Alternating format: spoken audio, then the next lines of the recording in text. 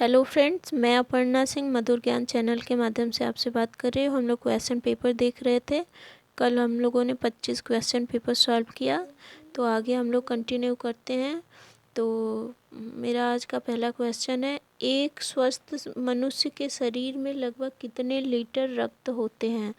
तो ये होता है 6 लीटर, और एग्ज़ाम में अक्सर 5 या 6 लीटर पूछ देता है, तो 5 से 6 लीटर के बीच में होता है। तो आगे चलते हैं। सर्वदाता रक्त वर्ग निम्न में से कौन सा होता है? तो सर्वदाता रक्त वर्ग ओ होता है। आगे चलते हैं। प्लाज्मा या रक्त प्लाविका में कितने प्रतिशत भाग पानी का होता है? तो ये होता है 90%। एक घन मिलीमीटर में बिम्बाणु की संख्या कितने लाख तक होती है? तो ये 2.5 लाख से 3 लाख तक होती है। रक्त परिसंचरण संस्थान शरीर का वह संस्थान है जो किसको शरीर की लघुत्तम इकाई कोशिका तक पहुंचाता है? तो ये ब्लड को पहुंचाता है। सबसे छोटी इकाई मतलब शरीर के सभी भागों, छोटी से छोटे जगहों पर ये जाने का काम करता है। तो आगे चलते हैं। ब्लड का शुद्धिकरण कहाँ होता है? ये बहुत इम्पॉर्टेंट और बहुत कंफ्यूजिंग क्वेश्चन है। ब्लड का शुद्धिकरण कहाँ होता है? तो वो फेफड़े में होता है। और मूत्र का शुद्धिकरण कहाँ होता है फ्रेंड्स? तो वो होता है हृदय में। आगे चलते हैं। WBC किस आकार का होता है? तो यह अनियमित आकृति का होता है। हमारे शरीर को ऑक्सीजन किससे मिलता है? तो हमारे शरीर को ऑक्सीजन ऑक्सी हीमोग्लोबिन के ढीले बंधन से मिलता है। आगे चलते हैं। ग्लोब्यूमिन शरीर के लिए आवश्यक होता है क्योंकि इसमें अनेक बीमारी से शरीर को बचाने के लिए एंटीबॉडीज़ पाए जाते हैं। आगे चलते हैं। गर्भावस्था अथवा जन्म के पूर्व कणिका किस स्थान में बनता है? तो यह यकृत में, इसको लीवर भी कहते हैं, और स्प्लीन में बनता है, जिसको प्लीहा या तिल्ली कहते हैं। आगे चलते हैं।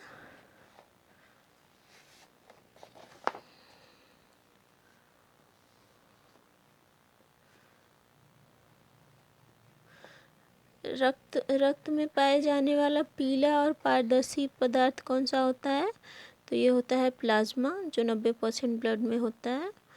आरबीसी का रंग लाल किसके कारण होता है या किससे प्राप्त होता है? तो ये हीमोग्लोबिन से प्राप्त होता है लाल रंग।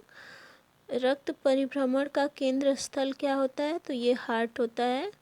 रक्त परिभ्रमण का मतलब कहने का मतलब है कि जो रक्त दाएं अलिन से बाएं अलिन, बाएं नीले से दाएं नीले, ये जो परिभ्रमण का वो चलता रहता है, ये चारों चीज़ें कहाँ होती हैं? हार्ट में होती है। आगे चलते हैं। शरीर रक्षक कणिकाएं कौन सी होती हैं? तो शरीर रक्षक कणिकाएं WBC होती हैं। आगे चलते हैं। प्रोथ्रोम्बिन के निर्माण के लिए किस विटामिन की आवश्यकता होती है? तो प्रोथ्रोम्बिन के निर्माण के लिए विटामिन K की आवश्यकता होती है। उम्र विशेष की साधारण स्थिति रक्त दबाव से अधिक हो तो क्या कहलाती है? तो उसे उच्च रक्तदाब कहते हैं। जब रक्त की स्थिति अधिक हो जाती है तो उसे सिंपल सी बात है कि उसे उच्च रक्तदाब कहते हैं, पर कभी कभी हम लोग एग्ज़ाम में कंफ्यूज हो जाते हैं। एंटीजन ए तथा बी दोनों प्रकार के एंटीजन के आधार पर रक्त समूह को कितने भागों में बांटा गया है? तो कितने भागों में बांटा गया है फ्रेंड्स? इसको 4 भागों में बांटा गया है, AB और O। ठीक है, आगे चलते हैं।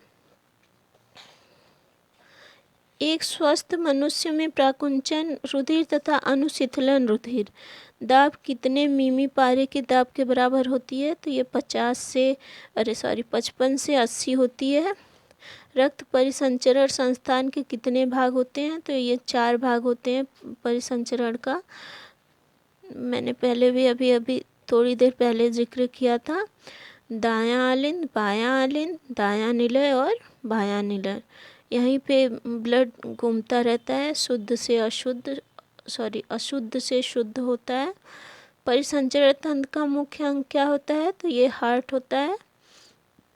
शरीर के उस तंत्र को क्या कहते हैं जो शरीर के सभी भागों में पोषक तत्व तथा ऑक्सीजन को पहुंचाने का काम करता है? तो वो परिसंचरण तंत्र होता है, जो ब्लड के माध्यम से पूरे भागों में पोषक तत्व मतलब प्रोटीन, कार्बोज और उसका जो सरलतम रूप है glucose, amino acid, fatty acid, vitamins, minerals, ये सब जो है ऑक्सीजन के साथ पूरे शरीर में पहुंचाने का काम करता है। आगे चलते हैं। शुद्ध रक्त बहता है कहाँ पे? पल्मोनरी सिरा में। इसको पल्मोनरी वेंस भी कहते हैं और फुफ्फुस सिरा भी कहते हैं। और अशुद्ध रक्त कहाँ बहता है? अशुद्ध रक्त बहता है पल्मोनरी धमनी में। इसको आर्टरीज भी कहते हैं और फुफ्फुस धमनी भी कहते हैं। तो आज के लिए फ्रेंड्स इतना ही। अगर वीडियो पसंद आए तो उसे लाइक और सब्सक्राइब करिए और प्लीज़ मेरा सपोर्ट करिए ताकि मैं और अच्छा कर सकूं। धन्यवाद।